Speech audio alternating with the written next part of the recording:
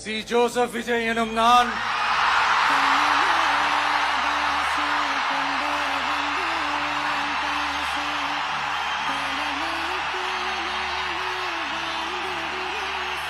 சட்டப்படி அமைக்கப்பெற்ற இந்திய அரசியல் அமைப்பின்பால் உண்மையான நம்பிக்கையும் மாறா பற்றும் கொண்டிருப்பேன் என்றும் இந்திய நாட்டின் ஒப்பில்லாத முழு முதல் ஆட்சியையும் ஒருமையையும் நிலை நிறுத்துவேன் என்றும்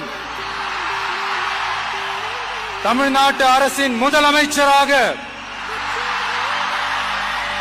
உண்மையாகவும் உளச்சான்றின்படியும் என் கடமைகளை நிறைவேற்றுவேன் என்றும் அரசியல் அமைப்பிற்கும் சட்டத்திற்கும் இணங்க அச்சமும் ஒருதலை சார்பும் இன்றி விருப்பு வெறுப்பை விலக்கி பலதரப்பட்ட மக்கள் அனைவருக்கும் நேர்மையானதை செய்வேன் என்றும் ஆண்டவன் மீது ஆணையிட்டு உறுதிமொழிகிறேன்.